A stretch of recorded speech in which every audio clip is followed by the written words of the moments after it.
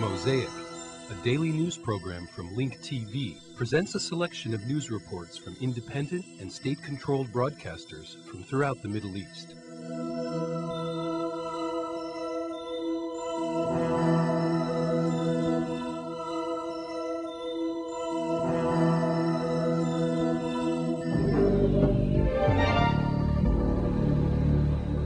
In the country of the two rivers, Iraq, Al-Qaeda organization claimed responsibility for a series of car explosions that rocked the Iraqi capital. In a statement signed by Abu Maisra al-Iraqi that was printed over the internet, Al-Qaeda vowed to launch more retaliatory attacks in the entire country. Meanwhile, sporadic attacks were reported in many parts of Iraq, killing and injuring more than 100 people so far. During the early morning hours, the blaring sounds of emergency vehicles can be heard almost everywhere in the town of Al-Qaeda north of Baghdad. A rash of car explosions rocked the Al-Aruba square in Al-Qaeda, where construction day laborers usually sit and wait to be picked up by prospective employers. According to an Iraqi Interior Ministry source, a suicide bomber carrying 200 kilograms of explosives in his car flagged down the day laborers and then blew himself up. Hours later, two other car explosions rocked the areas of Al-Shu'ayla and Al-Adal, west of Baghdad, killing and injuring dozens of people. The car explosion targeted civilians. None of the victims belong to political parties or were government officials. This is the blood of the innocents. Why do all these kids need to go through this ordeal?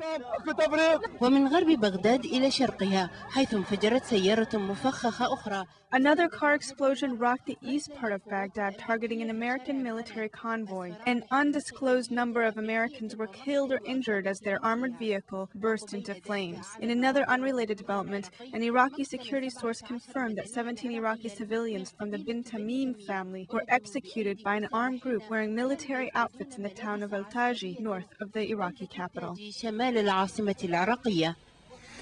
Operation Restore Rights is underway in the town of Tal Afar as Iraqi and American combatants continued to battle armed groups. The operation started last Saturday and will continue until the 15th of September. The town is under siege as American and Iraqi forces continue to comb the area, looking for alleged suspected terrorists. However, many Iraqi groups and coalitions denounced the use of military operations and warned of a possible human catastrophe as many Tal Afar residents fled the war-torn region.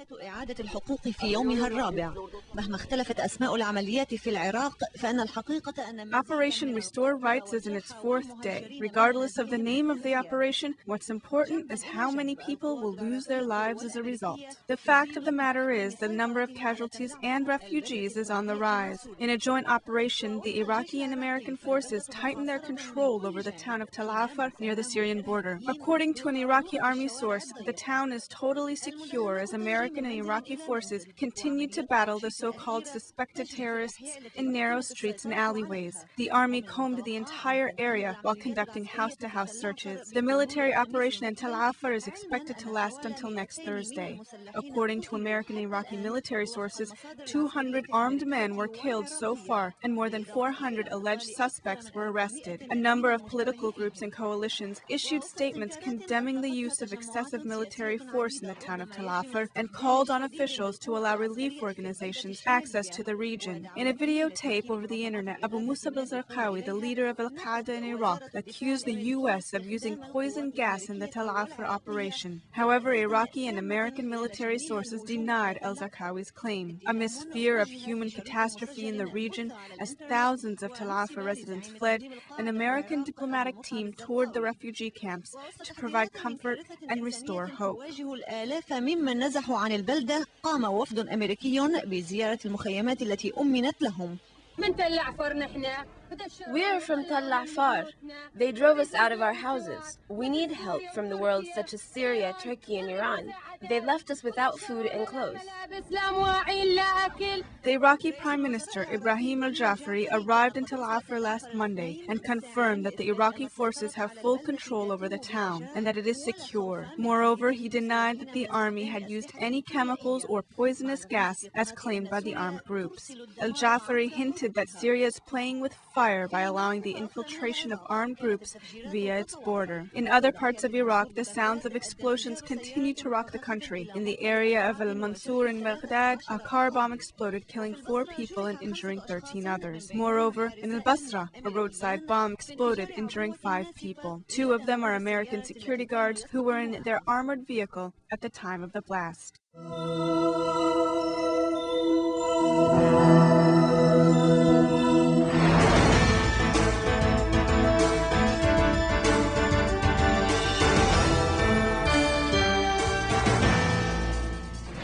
افتتحت اليوم في نيويورك أعمال قمة الأمم المتحدة التي تعد أكبر تجمعاً في تاريخ العالم. Today, the UN held the largest gathering in the history of the world, commemorating the 60th anniversary of establishing the international institution. Secretary General Kofi Annan gave an opening speech stressing the importance of implementing reforms that were agreed upon yesterday, saying that they encapsulate the reforms he had hoped for. However, the American President George Bush focused his speech on terrorism and linked it to some countries' nuclear activities.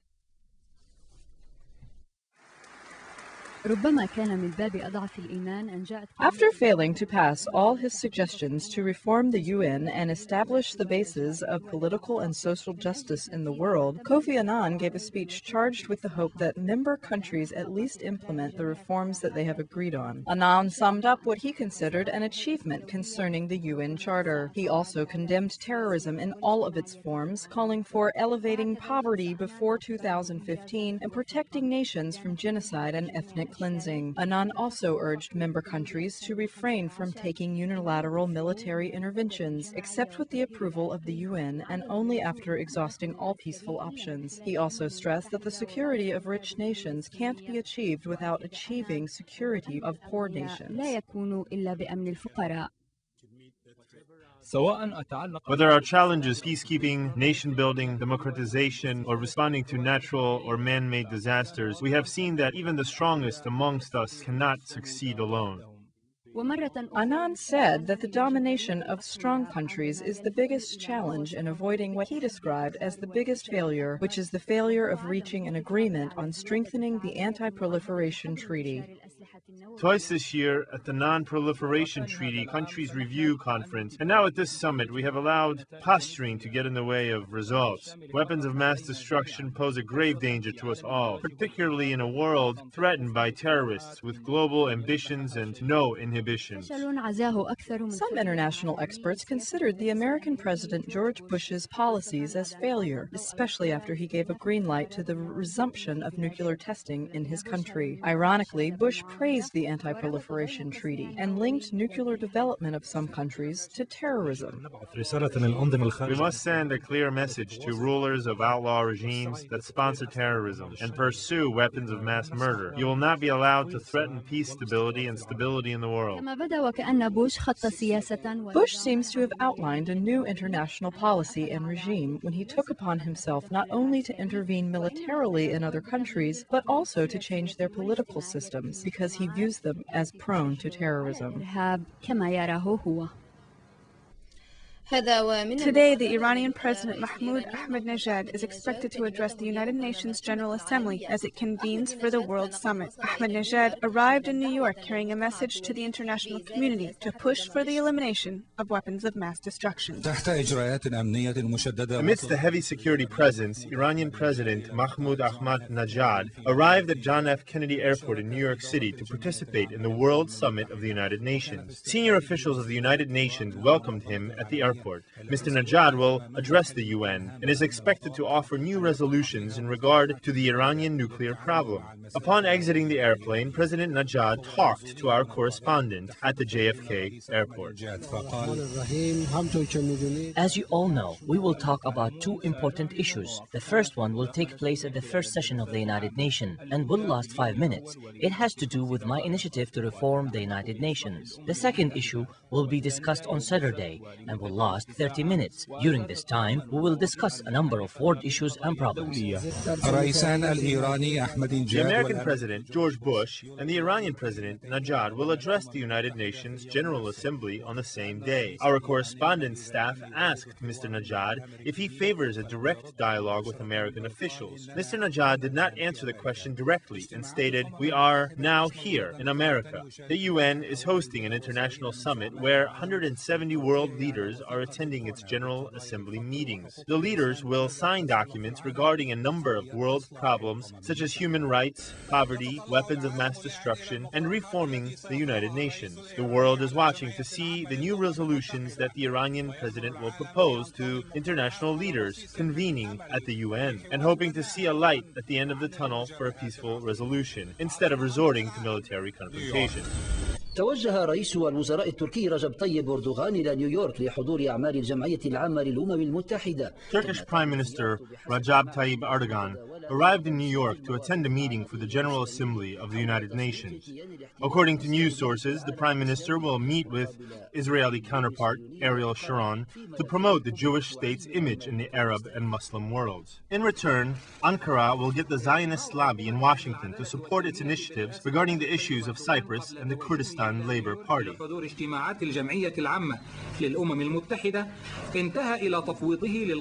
The Turkish Government of Justice and Development convened in Ankara prior to Erdogan's departure to New York, where he will attend a meeting for the General Assembly of the United Nations. Erdogan will discuss with world leaders the stalled issues regarding Cyprus and the Kurdistan Labour Party. He will meet with the Israeli Prime Minister Ariel Sharon on Wednesday. Sharon has influence on the Jewish lobby in the U.S., and Ankara needs their help regarding Cyprus and the Kurdistan Labour Party. وستكون زيارته للعربية السعودية خلال الشهر الجاري خطوة في هذا المجال. Erdogan's visit to Turkey comes to pave the way for promoting a positive image of Israel in the Arab world. في تقدير أن أردوغان يسعى الآن لاستثمار In return, Turkey will win more political and financial support from the Jewish lobby in the U.S. الدعم السياسي والاقتصادي من اللوبي اليهودي في الولايات المتحدة الأمريكية. بالطبع تزايد Locally, the opposition against Erdogan is on the rise. The leader of the Turkish National Party, Davlat Bahishili, spoke out against any concessions that Ankara may give in resolving the Cyprus problem. In order to join the European Union, Turkey must work out a number of issues which include, but are not limited to, the following: to treat Turkish citizens of Kurdish and Alawite descent as minorities, to make concessions in regard of the issue of Cyprus and the Aegean Island, to take responsibility for the Armenian massacre, and to retry Öcalan. However, we will not allow the government to make these concessions. Political critics throughout the world believe that the anticipated meeting between Erdogan and the Israeli Prime Minister will have influence on Jewish leaders in the U.S. to support the Turkish plan. The plan calls for leaders of the Kurdistan Labour Party to give up and surrender their weapons, and also to allow the Turkish military forces to launch a widespread offensive operation in northern Iraq. With this, Erdogan will resolve the Kurdish problem peacefully. Israel and the U.S. will back up Erdogan's plan if he promotes Israel positively in the Muslim world, and if he shows progress on many other Middle Eastern issues.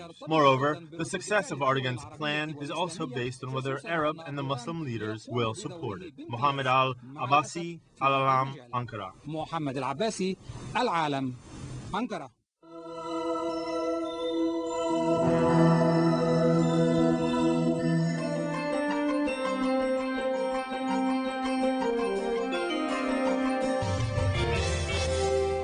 Hello and welcome. Head of the Future Bloc in Parliament MP Saad Hariri held talks on the measures that should be adopted in the international investigation into the assassination of former Prime Minister Rafiq Hariri with Russian Foreign Minister Sergei Lavrov. He also met Turkish Foreign Minister Abdullah Gül in New York City, where world leaders have gathered to attend the 2005 World Summit at the United Nations headquarters. MP Hariri said the ongoing UN Commission probe, led by Chief Investigator Detlef Melis, as well as developments in Lebanon, will top his discussions in New York. He also confirmed his return to Beirut soon and rejected reports that he and Progressive Socialist Party leader MP Walid Jumblat seek to name a new Lebanese president. After meeting Lavrov, Hariri told reporters the time has not come to name a new president. He praised Russian backing for UN Resolution 1595, which laid the groundwork for the international probe into Premier Hariri's killing, and pointed out that discussions focus on the steps that should be taken in the future, for example, setting up a court, citing progress in Melis's investigation. Hariri later received Turkish Foreign Minister Abdullah Gül at his residence in the WOlrd Astoria Hotel. Hezbollah Secretary General Said Hassan Nasrallah said those responsible for Hariri's murder should be judged on the basis of investigation and legitimate evidence and then sanctioned. Speaking during Future Television's talk show Khalik Bilbet, Nasrallah stressed that justice should not be lenient with the murderers. U.S. President George W. Bush warned Syria that it faces growing isolation because of its failure to stop foreign fighters entering Iraq and its actions in Lebanon. Bush told reporters following a meeting at the White House with the Iraqi President Jalal Talabani, the Syrian leader President Bashar al-Assad must understand the U.S. takes his lack of action seriously. Syria rejected yesterday renewed accusations from U.S. President George W. Bush that it was turning a blind eye to infiltration of Iraq by Arab volunteers intended on fighting alongside Sunni insurgents. Syria recalled that it had signed an agreement with the Iraqi and U.S. governments for joint patrols along the border and taken other steps to prevent infiltrations. The official Sana news agency complained U.S. President George W. Bush has reiterated his criticism against Syria despite the steps taken and efforts made by Damascus to protect the borders and support Iraq in its bid to restore security and stability. It said President Bush also made new accusations against Syria over Lebanon, despite the implementation by Damascus of all relevant clauses of UN Resolution 1559 and its full cooperation with the International Commission of Inquiry into the assassination of former Prime Minister Rafiq Hariri. Resolution 1559, passed last September, demanded the withdrawal of all foreign troops from Lebanon. Bush made his new accusations after White House talks with the Iraqi President Jalal Talabani. Bush also reiterated that Damascus was isolating itself. He said the Syrian leader must understand that the U.S. takes his lack of action seriously. Bush added Syria was going to become more isolated by not cooperating with the Iraqi government on security and by not being fully transparent about Lebanon. Bush did not specify what Syrian action in Lebanon he was referring to, but Damascus and its allies in the then Lebanese government have been widely blamed for the February 14th bomb blast on the Beirut seafront that killed former Lebanese Premier Rafiq Hariri. Bush said he would discuss Syria with allies during this month's UN General Assembly meeting in New York. He stressed Syria must be a focus on getting them to change their behavior, particularly as it regards to democracy and trying to prevent democracies from emerging. U.S. Secretary of State Condoleezza Rice accused Syria once again of economically strangling Lebanon. In an interview with CBC television, Rice reiterated calls for Syria to withdraw all its security services from Lebanon. An international team verified Syria's troop pullout from Lebanon in April, but said it could not be sure that all its secret services apparatus had left. Rice yesterday also called on the Syrian regime to fully cooperate with the UN investigation probing the February assassination of former Premier Rafiq Hariri. Rice questioned if Syrian claims that it did not know all the developments in Lebanon and the assassination were true, as the 4 security chiefs arrested in Lebanon in connection with the murder worked closely with their Syrian counterparts. Rice stressed Syria must recognize Lebanon as an independent country and open an embassy or send an ambassador to Lebanon. Asked whether President Bashar al-Assad was the ruler of Syria or his late father's aides, Rice stressed Bashar al-Assad was the president and said the country's responsibility fell on his shoulder. World leaders explored ways to revitalize the United Nations at a summit today, but their blueprint falls short of Secretary General Kofi Annan's vision of freedom from want, persecution and war. Lebanese President Emil Lahoud was among world leaders attending the summit, and according to media reports, he was expected to meet on Friday with Annan. Sources said that they would discuss the implementation of UN Resolution 1559 and the international investigation into the assassination of former Premier Hariri. Lahoud was to address the summit on September 16th. U.S. President George W. Bush is among the first of 150 kings, presidents and prime ministers to address this session, marking the 60th anniversary of the world body suffering from corruption scandals and sharp divisions among its members on how to tackle international crisis. Prime Minister Tony Blair of Britain, Ariel Sharon of Israel, and Presidents Pervez Musharraf of Pakistan, Hugo Chavez of Venezuela, Mahmoud Ahmadinejad of Iran, and Thabo Mbeki of South Africa will speak before the summit ends on Friday with a document on world crisis and the future of the UN. Secretary General Kofi Annan, in a paper in March entitled "In Larger Freedom," addressed challenges of the 21st century that required collective action, alleviating extreme poverty, reversing the AIDS epidemic, global security, terrorism, and human rights. But after bitter negotiations over the last few weeks, nearly every bold initiative suffered cutbacks in the final 38-page document approved by the General Assembly on Tuesday for endorsement at the summit. Still, the somewhat emasculated document saved the summit from failure. UN officials highlighted initiatives, including the establishment of a new human rights body, a peace-building commission to help nations emerging from war, and perhaps most significantly, an obligation to intervene when civilians face genocide and war crimes. Mark Malich Brown, Annan's chief of staff, said the long-planned summit had spurred the group of 8 industrial nations to pledge $50 billion in aid for the poorest of the poor and prompted European Union nations to spending 0.7% of their gross nation's product on foreign aid by 2015.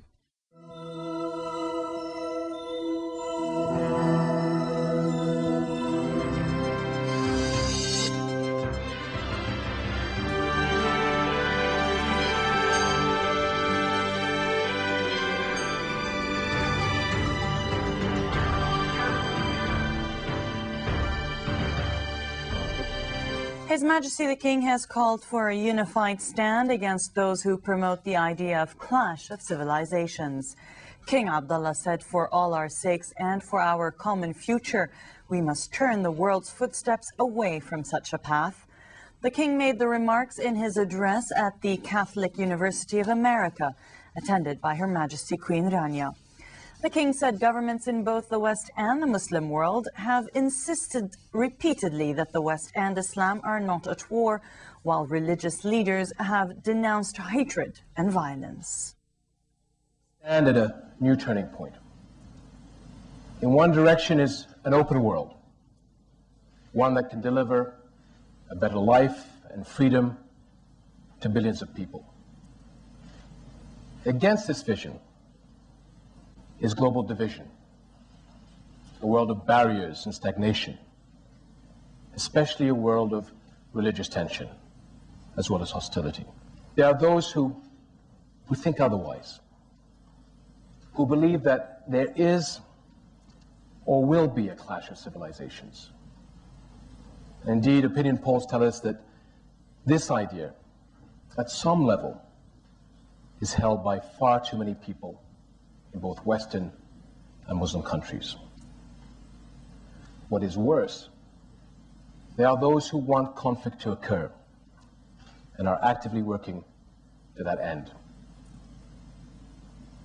For all our sakes, for our common future, we must turn the world's footsteps away from such a path. We need dialogue. The former Gush Qatif settlement block in South Gaza looked largely deserted today, aside from Palestinian security units. Meanwhile, security sources said Palestinian and Egyptian police halted a deluge of travelers over Rafah border with Egypt.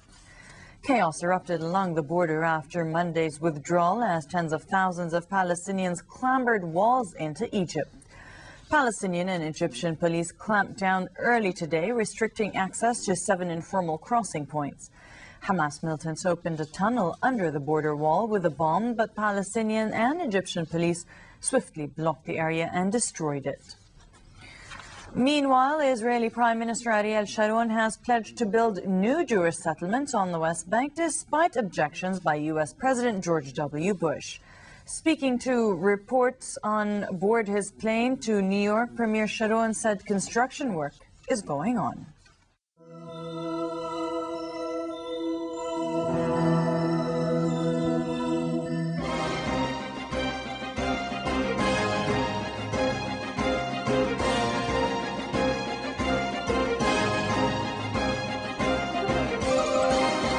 This evening, the Palestinian Authority is planning to hold a huge rally celebrating Israeli withdrawal from Gaza.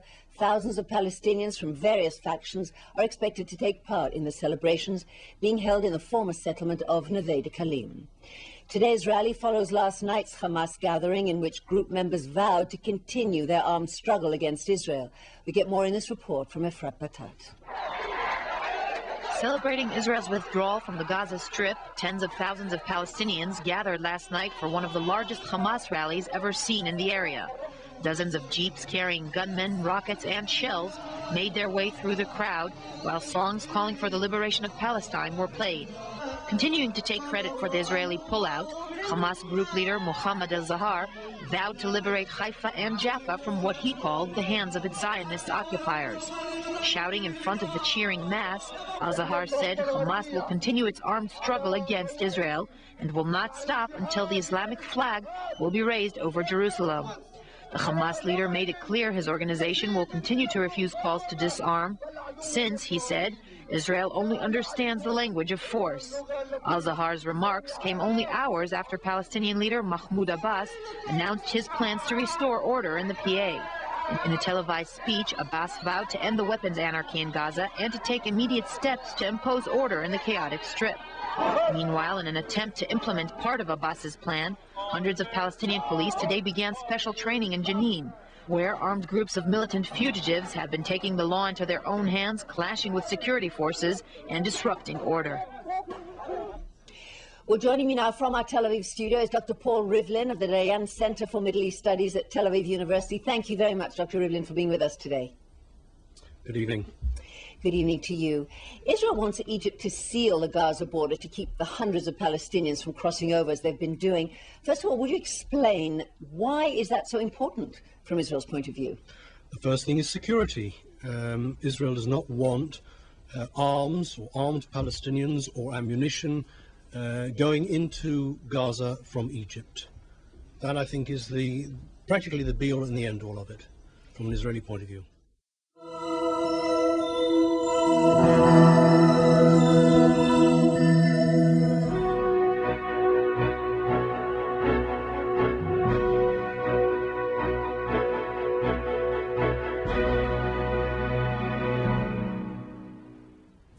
President Mahmoud Abbas met today at the presidential premises in Gaza the Chinese special envoy to the peace process, Wang Shugi.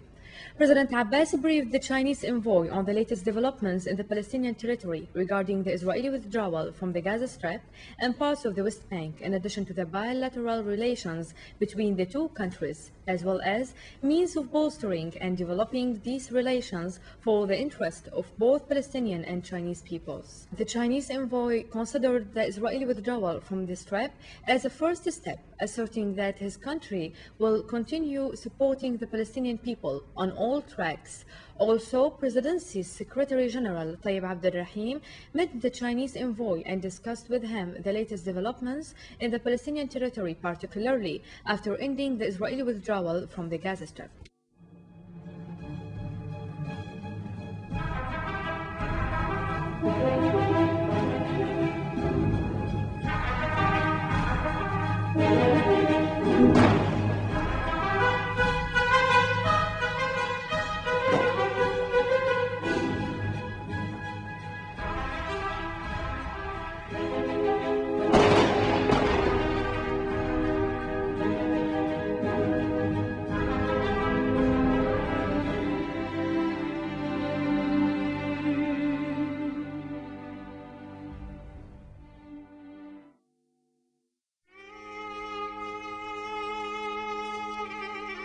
The views expressed on Mosaic are not those of Link TV or its sponsors, but of the broadcasters themselves. Mosaic is made possible by a grant from the John S. and James L. Knight Foundation, which promotes journalism excellence worldwide and invests in the vitality of 26 U.S. communities, and the William and Flora Hewlett Foundation. Additional support is provided by the Firedoll Foundation and Henry and Virgilia Dakin.